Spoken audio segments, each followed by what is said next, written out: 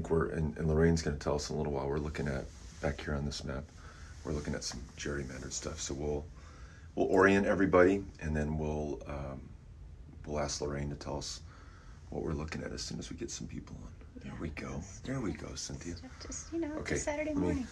Let me say good morning to everybody. Hope it's a great start to your Saturday and to your weekend. I'm in Dallas. I'm about to introduce you to someone who is very special to me and about whom we are incredibly proud.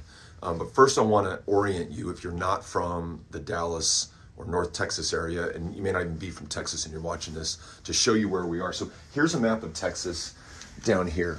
And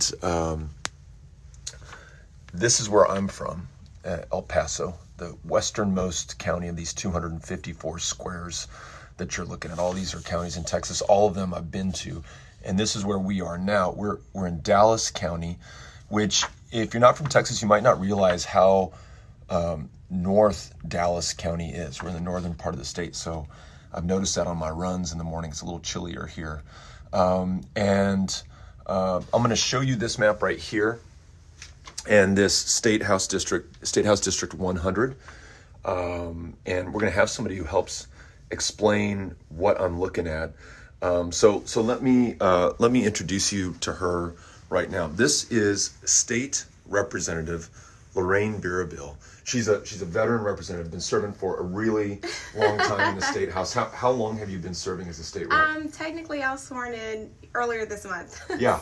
So you won a runoff to a special election to fill a vacancy. Correct. Tell us a little bit about that race, what we're doing here today, and what we want people to come join us in right now. Absolutely. So recently the city of Dallas elected a mayor last year, Eric Johnson, who represented District 100 in the State House. And so as a result, the governor called a special election to fill the vacancy. That's my little one crying. She's 10 months as of yesterday. We gotta meet her. And so basically we have people have made a decision in this district. Not only once but twice. We earned the most votes to represent the neighborhood, and so we're really proud of that, but we got to keep going. The reason why this election is so important is because we are entering redistricting. The people who are going to be in the State House in the incoming session, they're going to draw the maps, and so it's critically important. When you look at a map like this, you can see how partisan gerrymandering has had. Show us the shape of that. People may not be able to distinguish it because there are a lot of colors and a lot of lines on here. I have. But this is a poster that is the poster child for ending gerrymandering. This is Lorraine's district. Look at that. It was clearly drawn to draw some people out, some people in, and is part of the larger challenge you just mentioned, gerrymandering. And when I was talking to Lorraine about her race, one of the key issues that she's focused on is ending voter suppression and bringing more people back into our democracy. So you want to show us this district on this map? So this one has a better view of, just how gerrymandered this is because the district is pulled out. And so you can see it literally looks like a lion with wings. Wait, I want to see the lion with wings. So we have a lot to work to do. It's like in El Paso, there, if you're in the Coronado area, there's a thunderbird of red rock on the Franklin Mountains, and you have to have someone say that to see it. And even now, I'm just, I have to kind of squint and pretend, but I see the lion with wings because you said it. Yeah, and so this is the kind of redistricting that we don't support. It clearly is drawn to dilute the power of the people. We currently have a situation where Texas still has partisan redistricting, and we know the decision that came out of the Supreme Court.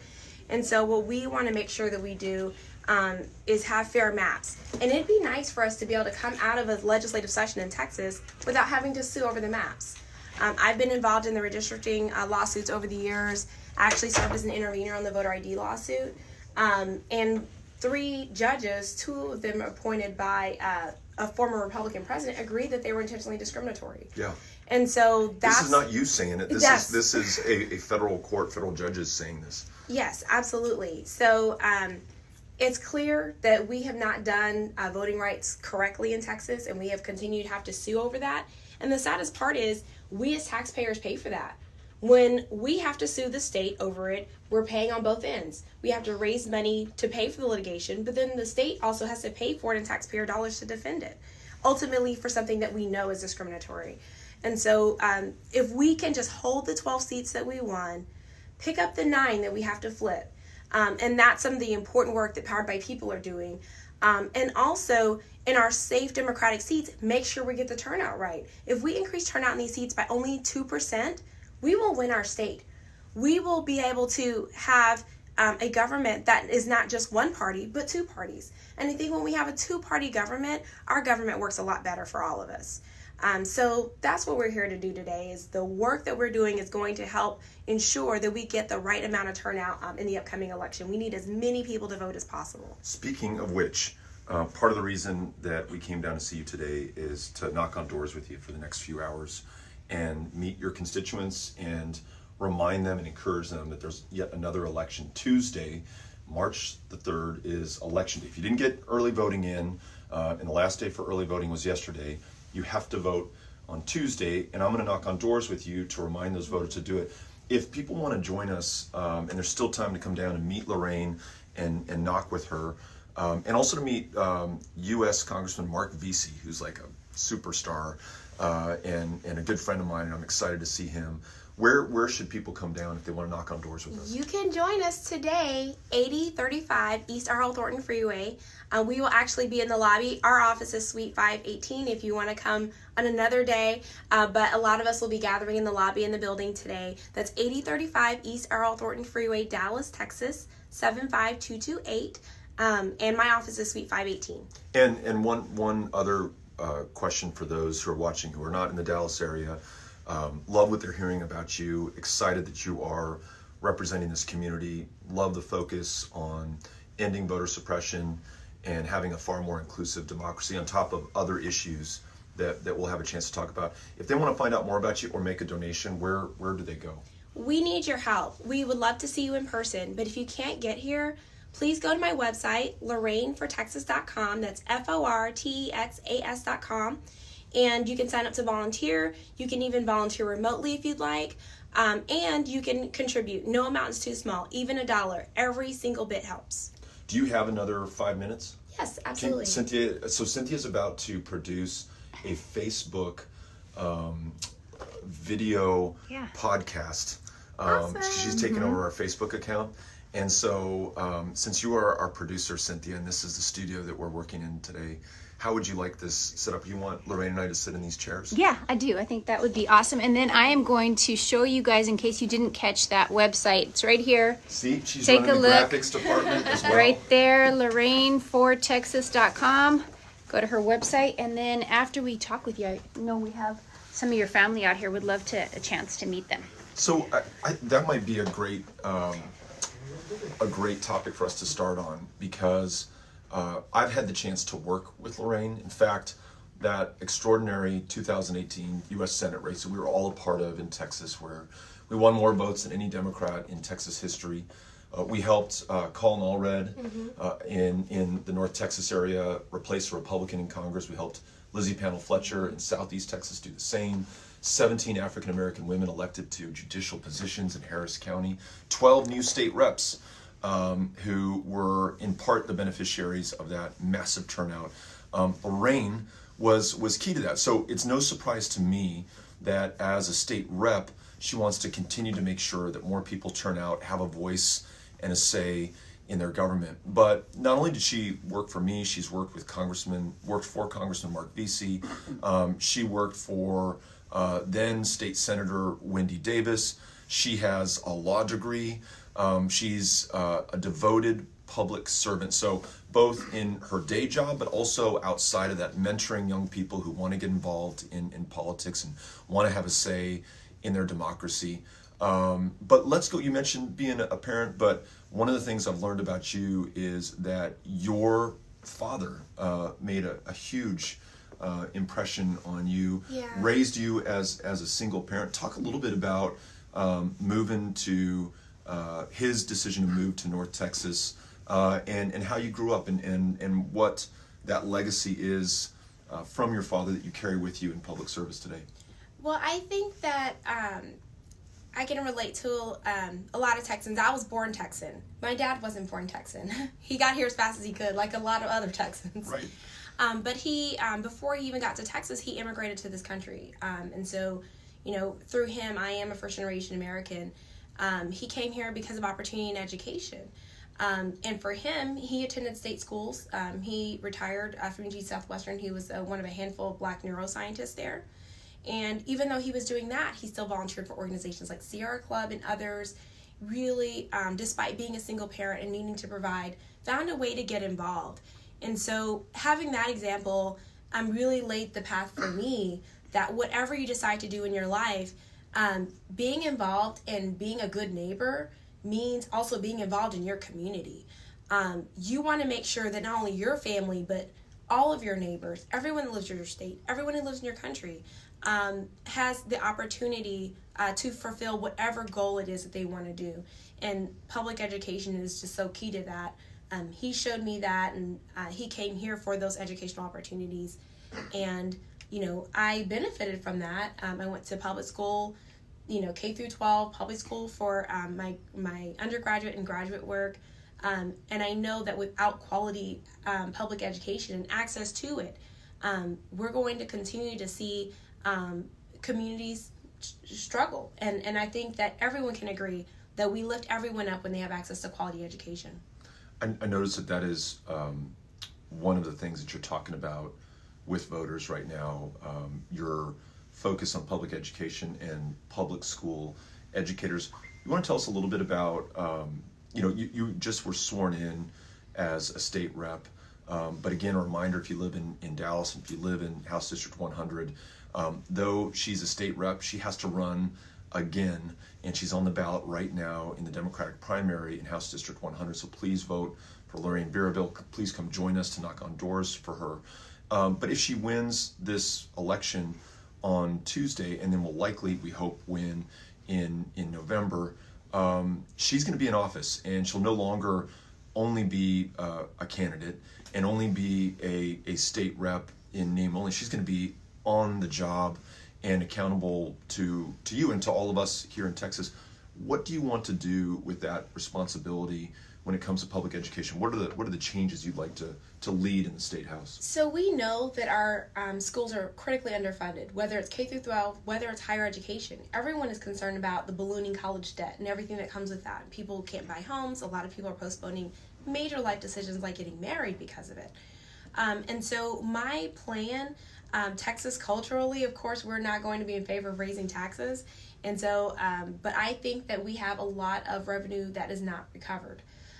It's my understanding that the state comptroller's office only only audits about 1% of small businesses. And so when we pay our sales tax, when we pay 8 cents for a bag of chips on the tax part, not all businesses are remitting those funds back to the people. And that is the people's money that they put in a general fund to go to the state to pay for things like education. And so my priority first is going to be that oversight function on the state comptroller's office to ensure they have the funding they need to hire enough auditors so that they can make sure that the people's money returns to the people. So that's priority one in terms of education, is being able to pay for it. I'm confident that we have a lot of people in Texas who are teachers who want to make sure that that kids succeed, but they need the tools in order to do that. And teachers deserve to have the pay and respect that comes with the important job that they have. We, from listening to teachers as we traveled the state, learned that nearly half of them are working a second or third job just to make ends meet. And I can't think of a more important job than their primary one, which is to unlock that child's creativity or imagination or curiosity about the world, and a lifelong love of learning that will produce so many good things for that kid, for their family, for their community, and for our country. So this is an investment that makes sense to me, and I love that you are sensitive to the fact that because Texas does not have an income tax, because property taxpayers are at the limit of what they can afford, you're going to look at other responsible ways to try to raise the revenue that we're already paying for. Yes. You mentioned the sales tax on the bag of chips, That's a surcharge on whatever we would buy in the first place that's supposed to be sent into the state so we can fund public safety, public education, public roads, all the things that the state government does and has failed to fund adequately in the past. We talked a little bit about trying to end or fight back against voter suppression and gerrymandering. Talk to me about some other priorities. I've heard you talk about healthcare. I've heard you talk about criminal justice. Want to tell us a little bit about what you'd like to do on those issues? So the healthcare issue is actually the reason why I decided to do this. And I have a 10-month-old daughter. She never got to meet her grandmother. Her grandmother, and if I get emotional, I apologize, but she died a month and 4 days before our daughter came. And that was because she was a registered nurse, was in the Medicaid gap, earned too much to qualify, 64 years old, too young for Medicare, but not making enough to pay out of pocket. And sadly, not just our loss obviously impacted our family, but there's 1 million other people who are just like her. And that hurts my heart. We have 1 million other families who are struggling with the same thing that could lose a loved one as we're speaking because of policy decisions not made in the interest of the people in Austin. And so that was the whole reason why I decided to jump in this race.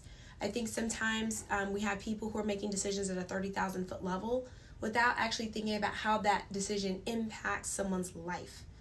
And so we can't afford that. It's unconscionable that our state has not accepted those Medicaid dollars. It wouldn't cost us anything. And we can insure 1 million people overnight, literally with the stroke of a pen. And so that is the battle that I am ready to fight. And I'm not going to stop until we get there. I think that is the most powerful way to bring people into this conversation. If you just say expand Medicaid or universal health care, well, I think I know what that means, but what does that mean to me? When you talk about a loved one, when you talk about the human cost and consequence of a tragic policy failure that does not have to be defined politically or in partisan terms. If I'm a Republican, what you just said compels me and moves me. And if I don't care about the human cost, only care about the financial cost, knowing that it'd be so much less expensive to expand Medicaid, where you're gonna have a partnership with the federal government, than to see people lose their lives, become far sicker than they would otherwise, or eventually get health care in a more expensive way at the emergency room, or as we know, unfortunately in Texas, at the county jail, which is our largest provider of mental health care services. So not only do I love the policy that you're pursuing, but I think it's really powerful the way that you talk about it. Last issue, let's talk about criminal justice and the opportunities there, what you think you might be able to work on in the state legislature. Yeah, so I really applaud our district attorney here in Dallas, John Crusoe. He's a former judge. He locally became famous because of the Divert Court. He instituted some reforms in addressing people who have issues with addiction and getting them counseling, getting them the support that they need to actually overcome that challenge. And so some of those same approaches he has now brought to the district attorney's office, including some work on bail reform. And so I am a huge proponent of bail reform. People, essentially what we have is we were talking about our county jails here in Texas. In many ways, it's a debtor's prison. People who are in jail simply because they cannot make bail on nonviolent crimes. On sometimes, and a lot of times, traffic tickets. And all those instances prevent them from being a part of our economy, prevent them from being able to go to work, and a lot of times they lose their jobs while they're in these positions. And so it's unconscionable. Again, we have so much opportunity that's being literally locked away. So we've got our work cut out for us, but I think as long as we have people who are dedicated, people like you, people like all of us, we're going to get there. What's your impression of Mark Vesey? Is he doing a good job? Is he overrated? Is he the superstar that everyone says he is? He certainly is. This is Mark Vesey, folks. Hey, come on in. Yeah, all right. Good to see you, man. Yeah, all right. Yeah, good to see you. Yeah, good to see you, Lorraine. So I mentioned earlier that Lorraine was amazing, tremendous for us in the 2018 Senate race here in Texas. Just so strong at organizing and connecting us with Texans who may not typically have a voice in their democracy. She also worked for Congressman Mark Vesey, who I came into Congress with when we were both elected in 2012, who served in the state legislature prior to that. And he's actually the first person, we were just talking about voter suppression and voting rights. He's the first person I served with in Congress who made the compelling case for a new Voting Rights Act. And I didn't know why you were saying that. You know, don't we already have a Voting Rights Act? Isn't everything okay? Here I am in El Paso, not understanding that we had perhaps the most perverse form of voter suppression in the country in Texas, that had produced a state that was 50th in voter turnout, not an accident, by design. And Congressman Mark Vesey was the first person to make me aware of that. So, Mark, I know that you are supporting Lorraine for a number of reasons. Would love for you to maybe, for those who don't know you already, and you should, maybe to introduce yourself, talk a little bit about why you're supporting Lorraine, and then maybe encourage people to come out with us today. No, absolutely. Beto, great to see you back in Dallas, thank you for being man. there. No, Beto is a great guy, and I'm glad that he is out here on the field fighting for good candidates like Lorraine. This is my 4th term in Congress, and really the 4 terms that Beto and I spent together. I think we spent 2 together on Armed Services Committee. That's together, right. Of those 4 terms. And Beto was great and tremendous, and I know that Lorraine is going to do a great job in the state legislature. The difference between the state legislature and Congress, and people ask me this all the time, is really when you're in the state legislature, it's such a fast-moving process. Like, you get to file amendments on the House floor. You can actually affect and change the law by just walking up to the Ledge Council desk there and having them write an amendment out, and you can have it put onto a bill. In Congress, it's a much slower process. Congress will humble you. Congress will definitely humble you, and I think that it's just such a great place to actually learn how to legislate before you get to Congress, where because it is such a fast-moving body, a very active body, and it doesn't really matter what party that you're in. Oftentimes, if you come up with a good amendment, everybody will accept it, and I think Lorraine is going to have a tremendous opportunity, really, to talk about some of the things that she was addressing a minute ago, dealing with criminal justice reform, economic development in African American and Latino communities, which is still a subject that is really at the forefront of many people in the community. The quality of education, particularly in our public schools, that continues to be issues that people are concerned about. I think that everybody here in Dallas-Fort Worth can see the growth that we're having here. We're about to have a huge tech firm that's about to open up a satellite office in Deep Ellum. And they're going to bring, I think, 3,000 to 5,000 jobs. Wow. We want our young people to be able to compete for those tech jobs too, because they pay good money and it's the future, and they can't do that without a good education. And so I'm really happy that Lorraine is out here fighting for a lot of these core values and principles that are important for the Democratic Party, and happy that she's doing it here with my good friend Beto O'Rourke. Beto, 3 kids, and my son Adam are just they're really good friends. They were all youngsters really when they came. It's funny that that most of them are teenagers now, probably with the exception of Henry. I think Ulysses just turned 13 at the end of the year. And it's funny, when we were starting to interview Lorraine, we heard her child come in. It reminded me of block walking when I was running for city council, or block walking when I was running for Congress, and having little kids in tow, or not, because they get so frustrated and they don't have the patience for it. But it's a special kind of service that both of you demonstrate, raising young families. In your case, off to Washington D.C. and then back home every single week, making that flight out of DFW and going into National Airport. And in your case, you've been on the trail campaigning, meeting voters. You're now about to represent them. What's that? Her entire life, which is maybe the best way to do it, because she won't know the difference. Like our kids were old enough when I first started campaigning to know that this was something different than normal. But we're all so proud of you. I just got to say that. And I just listening to you as you were talking about why you're in this and what you want to do.